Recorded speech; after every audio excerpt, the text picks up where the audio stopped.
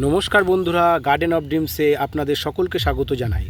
বন্ধুরা, আজও একটা নতুন ইউনিক ভিডিও নিয়ে আপনাদের সামনে উপস্থিত হয়েছি। বন্ধুরা, দেখতেই পাচ্ছেন যে আজকে দেখাবো আপনাদের চাইনিজ যে পাম আছে, সেই চাইনিজ পাম গাছ। বুঝতেই পাচ্ছেন বন্ধুরা, এগুলো বাড়ির সৌন্দর্যকে অনেক বৃদ্ধি করে এবং বিভিন্ন জায়গায় এগুলোকে আপনারা রাখতে পারবেন, বিভিন্নভাবে রাখতে পারবেন। এবার বন্ধুরা বলবো যে এই গাছকে ভালো রাখতে হলে কি করতে হবে এবং এই গাছের যে পরিচর্যা সেই সম্বন্ধে আপনাদের খুব সংক্ষিপ্তভাবে আজকে জানাবো। বন্ধুরা, দেখতেই পাচ্ছেন এগুলো ছোট ছোট যে প্লাস্টিকের মধ্যে রাখা হয়েছে, বুঝতেই পাচ্ছেন, আপনাদের একটা তুলে দেখাই, বুঝতেই পাচ্ছেন, দেখতেই পাচ্ছেন। এই যে আপনারা দেখুন যে কেমনভাবে, এই দেখুন এই ছোট ছোট মানে প্লাস্টিকে কিন্তু এগুলো আমরা রেখেছি। বুঝতেই পাচ্ছেন যে সুন্দরভাবে এগুলো সারিবদ্ধভাবে রাখা আছে এবং প্রত্যেকটা গাছের পাতা আপনারা খেয়াল করেছেন বন্ধুরা, প্রত্যেকটা গাছের পাতা কিন্তু সুন্দর সবুজ অবস্থায় রয়েছে। তবে বন্ধুরা, এই গাছের কিছু কিছু সমস্যা রয়েছে, সেগুলোও বলবো।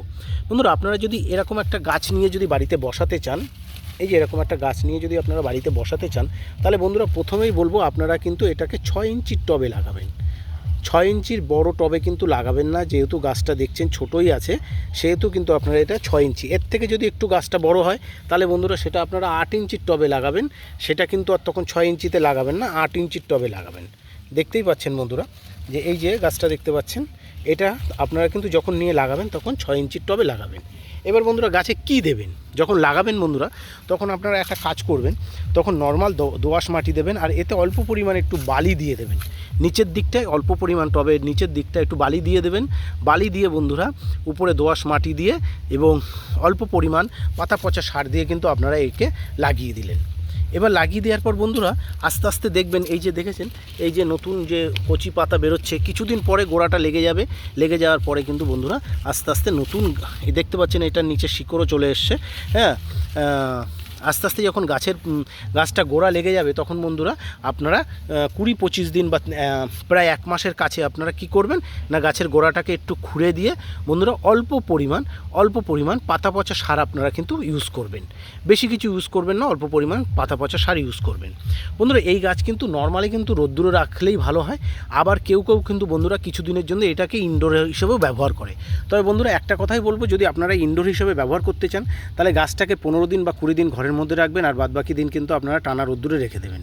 এবং এই গাছের জল দেওয়ার ব্যাপারে একটু বলি বন্ধুরা, এই গাছে কিন্তু হ্যাবক পরিমাণে জল দেবেন না, জলটা কিন্তু খুব সাবধানে দেবেন। বেশি পরিমাণে জল দিলে কিন্তু চাইনিজ পাম কিন্তু মারা যাবে এবং পাতাগুলো কিন্তু আস্তে আস্তে আপনাদের কিন্তু হলুদ হয়ে আসবে, পাতাগুলো কিন্তু আস্তে আস্তে হলুদ হয়ে আসবে। তাই বলবো, জলের পরিমাণ কিন্তু আপনারা খুব বুঝে শুনে দেবেন।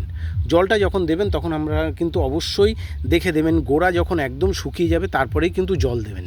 বন্ধুরা, এই চাইনিজ পাম্পে না হ্যাবক কিছু মেনটেন্যান্সের কোনো ব্যাপার নেই, গাছটা রেখে দেবেন, রোদ্দুরে থাকবে। এইবার আপনারা যদি মাঝে মাঝে ইনডোরে নেন, ইনডোরে নিতে পারেন, তাতেও কোনো গাছের হ্যাবক যে ক্ষতি হয়ে যাবে তা না। এবং গাছের গোড়াটারে 15-20 দিন অন্তর একটু করে খুঁচিয়ে দেবেন। মাঝে মাঝে একটু সর্ষার খোল আপনারা ভিজিয়ে দিলেন বা ডাইরেক্ট গুঁড়োও দিতে পারেন। তবে হ্যাবক পরিমাণে কোনো সার এতে ইউজ করবেন না বন্ধুরা, বারবার বলে দিচ্ছি, এতে কিন্তু হ্যাবক পরিমাণে কোনো সারের কিন্তু প্রয়োজন নেই। বন্ধুরা, এই গাছের একটাই রোগ হয়, সেটা হচ্ছে এই যে আগার পাতাগুলো কিন্তু আস্তে আস্তে শুকিয়ে যায় বন্ধুরা। এই যে আগার যে পাতাগুলো না, এই পাতাগুলো আস্তে আস্তে শুকিয়ে যায়। সেক্ষেত্রে আপনারা কি করবেন, সেক্ষেত্রে বন্ধুরা দেখতে হবে যে জলটা বেশি পড়ে গেলে কিন্তু অনেক সময় গোড়ায় মানে পচার যে ভাব, সেই পচার ভাবটা লেগে যায়। তখন কিন্তু বন্ধুরা আস্তে আস্তে কিন্তু পাতা কিন্তু শুকিয়ে যেতে পারে। আর একটা ব্যাপারও হচ্ছে, মাঝে মাঝে এই গাছে একটা মধ্যে একটা ছোট একটা পোকা লাগে, সেটা বোঝা যায় না, মধ্যের দিকে পোকা লাগে। সেই পোকাতে কিন্তু গাছের ডগা আস্তে আস্তে কেটে দেয় এবং গাছ কিন্তু মারা যায়। সেক্ষেত্রে আপনারা কি করবেন বন্ধুরা, যে কোনো আপনারা কীটনাশক একটু তেল এনে কিন্তু আপনারা স্প্রে করে দেবেন, সে যে কোম্পানির হোক আপনারা কিন্তু স্প্রে করে দেবেন।